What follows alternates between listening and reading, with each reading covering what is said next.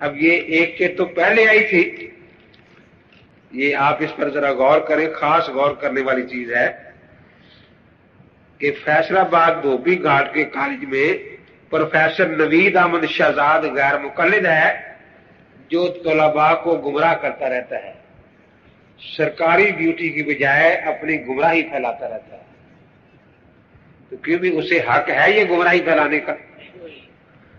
تو اس بارے میں ہم مطالبہ کرتے ہیں کہ اس کو سمجھایا جائے، باز رکھا جائے یا اسے کہیں بھیج دیا جائے۔ آپ اس سے متفق ہیں؟ جو متفق ہیں ہاتھ کھڑا کریں، جزاک اللہ۔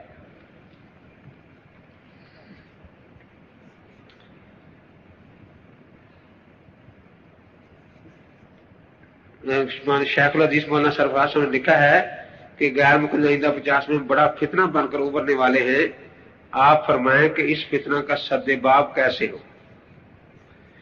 تو یہ تو حضرت نے یہاں تک لکھا ہے کہ حضرت آدم علیہ السلام سے لے کر اس زمانے تک اتنا تنگ دل اور متصف فرقہ پیدا نہیں ہوا جتنا غیر مقلدین کا ہے۔ اب اس کا طریقہ یہی ہے کہ آپ مل کر کام کریں۔ یہ ہماری مساجد جو ہیں، ہمیں شکایت ہے کہ اس میں ہم حنفیت کو بیان نہیں کرتے، وہ ہماری مسجد میں آ کر بھی ہمارے خلاف باتیں کرتے ہیں، بیان کرنے دیتے، ہاں بیان نہیں کرنے دیتے۔ تو اس لیے بھائی جنہوں نے ہمیں پوری زندگی کے مسائل سمجھائے ہیں، ان سے بڑا صحابہ کرام کے بعد ہمارا کوئی بھی موصل نہیں ہے۔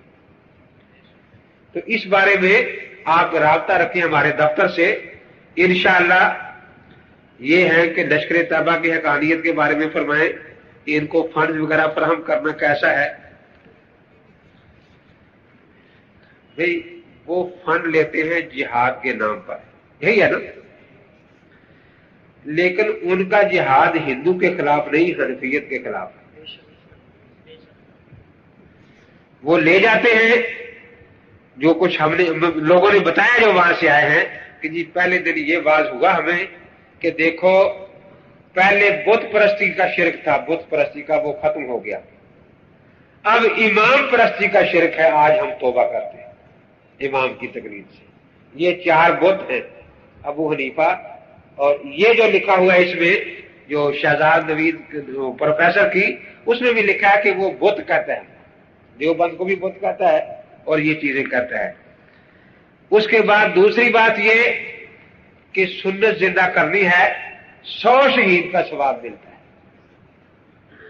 اب اس وقت پہلے نمبر پر کہتے 2 سنتیں زندہ کرنی ہیں، ایک تو ننگے سر نماز پڑھنی ہے، ننگے سر، دوسرا جوتے پہن کر نماز پڑھنی ہے، اتار کر نہیں پڑھنی۔ تو مجھے بتانے لگا کہ ننگے سر پر تو سختی کرتے تھے، اگر کوئی ٹوپی لیتا تھا تو نماز میں اتار کے پھینک دیتے تھے۔ ہاں جی۔ اور دوسرا یہ کہ جوتے اتارنے پر زیادہ سختی نہیں کرتے تھے، ہاں جس نے جوتے پہن کر نماز پڑھی اس کو شاباش دیتے تھے کہ 100 شہیدوں کا ثواب مل گیا۔ تو کہتے میں ایک دن وضو کی ٹوٹیوں پر جوتے سمیت جا بیٹھا، مجھ سے ڈال پڑے، یہ کیا ہے؟ میں نے کہا کیا ہو گیا کہ ٹوٹیاں ہیں؟ میں نے کہا یہ مسجد سے زیادہ پاک جگہ ہے، وہاں تو کہتے جوتیاں پہن کے جاؤ۔ تو پھر دوسرے نے کہا کہ نہیں بھائی آسے سمجھانا چاہیے، ایسا ہی تھا، سمجھانا چاہیے۔ اب اسے پھر یہ بتایا جاتا ہے کہ جب تک تو ٹانگیں چوڑی نہیں کرے گا، جوتے پہن کر نماز نہیں پڑھے گا، ننگے سر نماز نہیں پڑھے گا، تیرا جہاد قبول نہیں ہوگا۔ اب وہ جو پیسے اکٹھے ہوئے تھے اس گمراہی پر لگتے ہیں، پھر واپس آ جاتے ہیں آپ کے شہر میں، اور اب دعویٰ ماڈل سکول کھل جاتا ہے۔ کھل رہے ہیں یا نہیں؟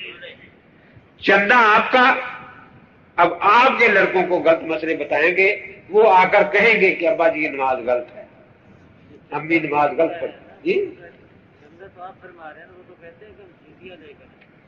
ہاں وہاں بیٹھ کر یہی کہتے ہیں کہ یہ کافروں سے ہم جزیہ لے کر آئے۔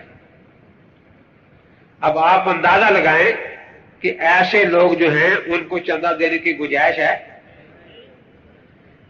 یہ تو ہم ان سے پوچھتے ہیں نا کہ دیکھو اس وقت بیت المقدس پر یہودیوں کا قبضہ ہے اور بیت اللہ پر سعودیوں کو جو حنبلی مقلد ہیں، خدا گنجے کو ناخن نہ دے اگر تمہیں حکومت ملے تو پہلا حملہ بیت اللہ پر کرو گے یا بیت المقدس پر کرو گے؟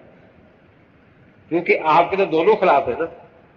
لیکن ان کے ہاں یہودی اچھے ہیں. پروفیسر عبداللہ کی کتاب ہے اصلی اہل سنت، اس میں لکھا ہے حنفیوں سے عیسائی اور مرزائی اچھے ہیں، کیونکہ اپنی نسبت نبی کے ساتھ جوڑتے ہیں، یہ نبی سے کاٹ کر امتی کے ساتھ جوڑتے ہیں.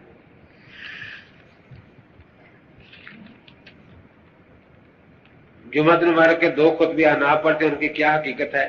تو جمعے کے تو خطبے 2 احادیث میں آتے ہیں.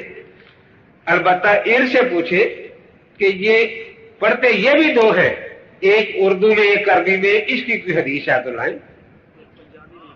آپ پنجابی میں یا اردو میں؟ ہاں جی، ایک بیٹھ کے کھڑا ہو. یہ کہیں حدیث میں ثابت نہیں ہے، اس لیے یہ بالکل بدعت طریقے سے جمعہ پڑھ رہے ہیں. یہ آپ نے ڈاکٹر صاحب کے بارے میں فرمایا تھا کہ منصف خیال ہے، ابراہیم کی منصف خیالی کے متعلق کچھ فرمائیں. تو ڈاکٹر اسرار بھی تو سیاسی طور پر غیر مقلد ہے نا، اس لیے جب آوارگی ذہن میں آئے گی وہ کہتا ہے میں 5 کا مقلد ہوں، 4 امام وہ 5ویں امام بخاری.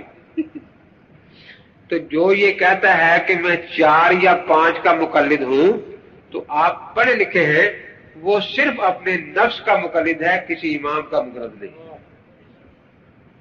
کیونکہ جو اپنے نفس کو جس کا مسئلہ اچھا لگا، وہ میں نے ایک دفعہ گجرا والے میں جمعہ پڑھایا تو ایک صاحب آ کر بیٹھ گئے کہ جی میں ایم اے اسلامیات ہوں، ایم اے عربک ہوں، مجھے بھی تقلید کرنی چاہیے. میرے کا بہت زیادہ ضروریت ہے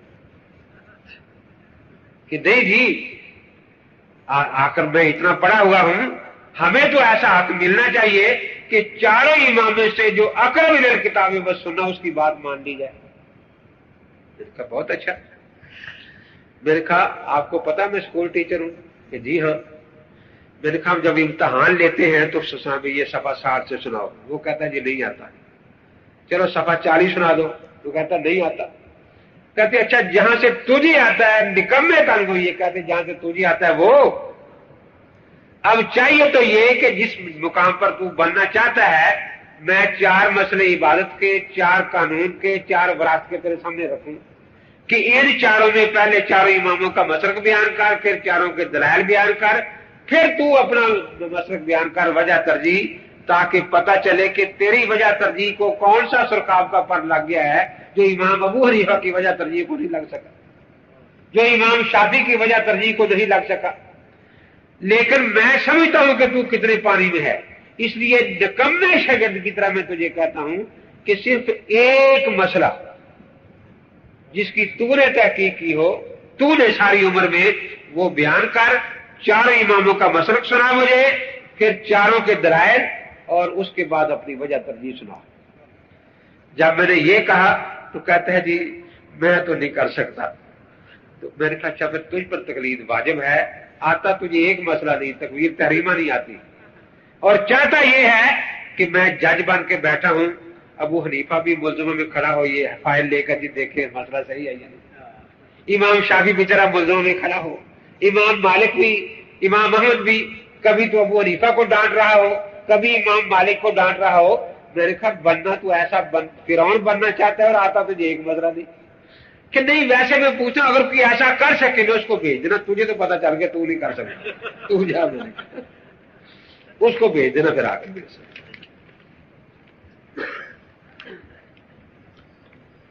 ایک پمفلٹ شائع کیا ہے غیر مقلدوں نے، بہت سی بکواس لکھی ہوئی ہے. غیر مقلدوں کی لکھی کتاب نزل ابرار سے حوالے دیے گئے ہیں. تو ہم نے الحدیث مسئلہ کے امام سے پوچھا، ان کی کتاب نزل ابرار میں لکھا ہے کہ منی پاک ہے، چوہا پاک ہے، کپڑوں کو منی لگ جائے تو کپڑوں کو نماز پڑھی جا سکتی، شراب والی آٹے کی روٹی پکائی کھائی جا سکتی ہے. تو بھئی یہ ان کی فقہ کا نام ہے نزل ابرار من فقہ النبی المختار. ہماری فقہ کی نسبت ہے اپنے اماموں کی طرف. اگر اس میں ہمارے امام سے کوئی خطا ہو گئی ہو تو اللہ پھر بھی ایک اجر دے گی، لیکن اس خطا کی نسبت امام کی طرف رہے گی نا. اس نے جتنے جھوٹ بولے ہیں سب کی نسبت اللہ کے نبی کی طرف کر دی ہے. نزل ابرار من فقہ النبی، اور اس میں واقعی یہ مسائل لکھے ہوئے ہیں ایک صاحب سے میں نے پوچھا کہ یہ جو آپ نے لکھا ہے کہ اگر شراب میں خمر میں آٹا گوندھا جائے تو روٹی پک جائے تو کھانی جائز ہے، تو اس کی کوئی دلیل بھی ہے کہ جی وہ جب روٹی آگ پر رکھی جائے گی تو شراب جل جائے گی نا؟ تو میں نے کہا اگر پیشاب میں آٹا گوندھ دیا جائے وہ بھی جل جائے گا یا نہیں جلے گا؟ اگر پخانا تھوڑا سا ملا جائے وہ بھی جل جائے گا یا نہیں جل جائے گا؟ اٹھ کے چلا گیا۔ تو مقصد یہ ہے کہ ان لوگوں کے بیچاروں کے جو مولانا مریم صاحب فرما رہے تھے کہ جب فقہ حنفی کو چھوڑیں گے تو یہی کچھ ملے گا۔ ناراض کس لیے ہے فقہ حنفی سے؟ فقہ حنفی کہتی ہے کہ پاک بدن ہونا ضروری ہے نماز کے لیے، یہ کہتے ہیں کہ پاک ہونا ضروری نہیں، گندے جسم میں نماز پڑھی جا سکتی۔ فقہ حنفی کہتی ہے کپڑے پاک ہونے چاہیے، جگہ پاک ہونی چاہیے، یہ کہتے ہیں نہ جگہ پاک ہونے کی ضرورت ہے نہ کپڑے پاک ہونے کی ضرورت ہے۔